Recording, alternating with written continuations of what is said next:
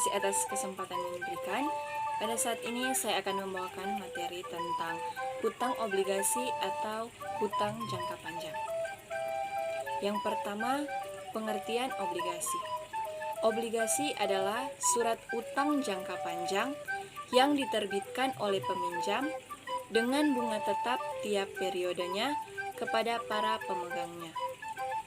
PSAK 50, obligasi termasuk dalam liabilitas keuangan yang mengikat peminjam dengan kewajiban kontraktual untuk menyerahkan kas atau aset keuangan lainnya kepada entitas lain.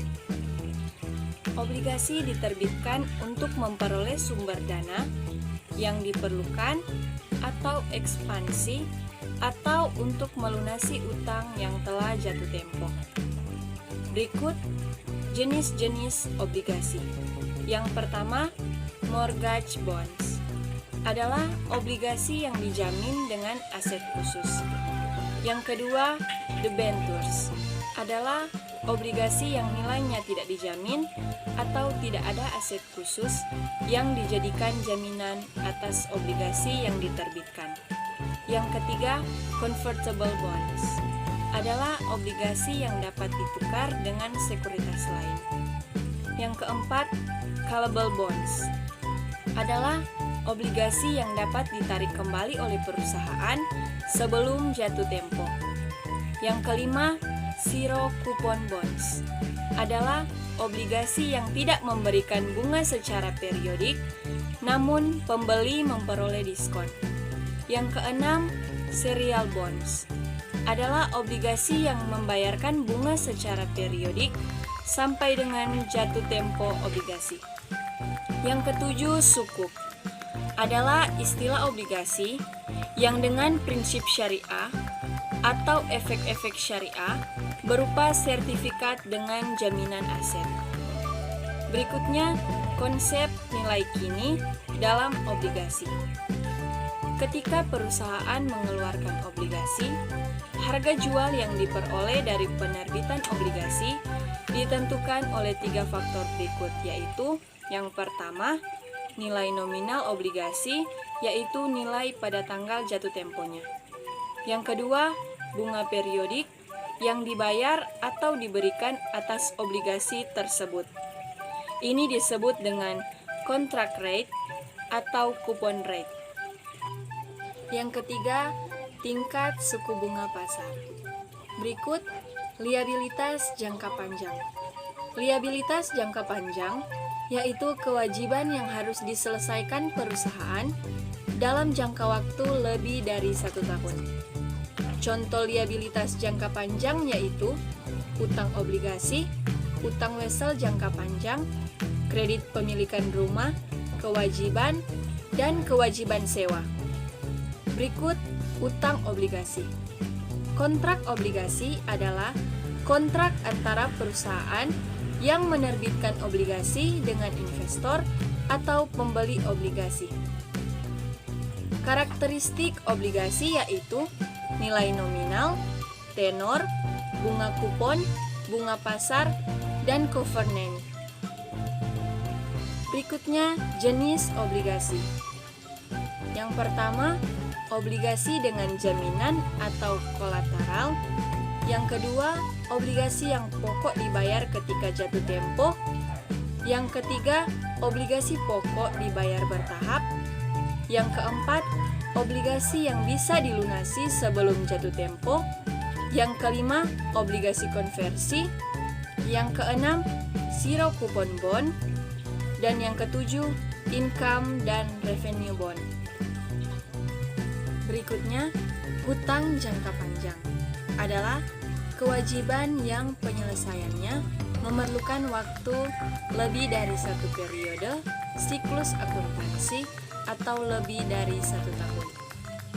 Berikutnya, hutang obligasi, yaitu hutang atau utang jangka panjang secara tertulis oleh pihak terhutang yang wajib membayar hutangnya disertai bunga atau penerbit obligasi dan pihak yang menerima pembayaran atau piutang yang dimiliki beserta bunga atau pemegang obligasi yang pada umumnya tanpa menjaminkan suatu aktiva. Berikutnya, penerbitan obligasi. Obligasi yang timbul dari suatu kontrak dikenal sebagai indentur obligasi dan merupakan janji untuk membayar. Yang pertama, sejumlah uang yang sudah ditetapkan pada tanggal jatuh tempo. Yang kedua, bunga periodik pada tingkat tertentu atas jumlah yang jatuh tempo atau nilai nominal. Berikutnya, jenis obligasi. Yang pertama, obligasi berjaminan dan tanpa jaminan. Obligasi berjaminan yaitu obligasi yang didukung oleh janji dan beberapa orang penjamin. Obligasi hipolik dijamin oleh klaim atas real estate. Obligasi perwalian kolateral dijamin oleh saham dan obligasi korporasi lain. Obligasi tanpa jaminan yaitu obligasi yang tidak didukung oleh jaminan, debentur, junk bond, biasanya bunga yang dibayar tinggi dan beresiko dan ditunjukkan untuk leverage buyout. Yang kedua, obligasi berjangka, obligasi berseri, dan obligasi yang dapat ditebus. Obligasi berjangka yaitu terbitan obligasi yang jatuh tempo pada suatu tanggal. Obligasi berseri yaitu obligasi yang diterbitkan dengan tanggal jatuh tempo dengan serangkaian pembayaran angsuran. Sekolah, dinas kebersihan, kota praja, atau dinas perpajakan daerah yang meminjam uang melalui retribusi khusus. Obligasi yang dapat ditebus yaitu obligasi yang memberikan hak kepada penerbitnya untuk menebus dan menarik obligasi itu sebelum tanggal jatuh temponya. Yang ketiga, obligasi convertible. Obligasi yang dapat dikonversi menjadi sekuritas lain korporasi dalam jangka waktu tertentu setelah penerbitan. Yang keempat, obligasi yang didukung komoditas. Obligasi yang dapat ditebus dalam ukuran komoditas seperti minyak dalam barel, batu bara dalam ton, dan emas dalam ons. Obligasi dengan diskonto besar yaitu obligasi yang diterbitkan tanpa bunga tapi memberikan diskonto tertentu berupa fasilitas-fasilitas yang memberikan total pembayaran bunga pada saat jatuh tempo kepada pembelinya. Yang kelima, obligasi terdaftar dan obligasi atas unjuk atau kupon. Obligasi terdaftar yaitu obligasi yang diterbitkan atas nama pemilik dan mensyaratkan penyerahan sertifikat serta penerbitan sertifikat baru untuk menyelesaikan penjualan. Obligasi atas kupon atau unjuk, yaitu diterbitkan bukan atas nama pemilik dan dapat ditransfer dari suatu pemilik ke yang lainnya hanya dengan penyerahan. Berikutnya, penilaian obligasi. Penerbitan dan pemasaran obligasi kepada publik. A. Membutuhkan waktu beberapa minggu atau beberapa bulan. B. Perusahaan penerbit harus yang pertama mendapatkan para penanggung yang akan membantu memasarkan dan menjual obligasi. Yang kedua, persetujuan SEC, yaitu Securities Exchange Commission, harus diperoleh dan bila diperlukan membutuhkan audit dan penerbitan prospektus.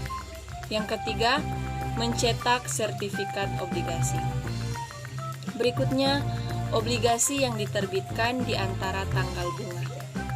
Obligasi yang diterbitkan selain tanggal pembayaran bunga, maka pembeli obligasi itu akan membayar penjual bunga obligasi yang terhutang dari tanggal pembayaran bunga terakhir sampai tanggal penerbitan.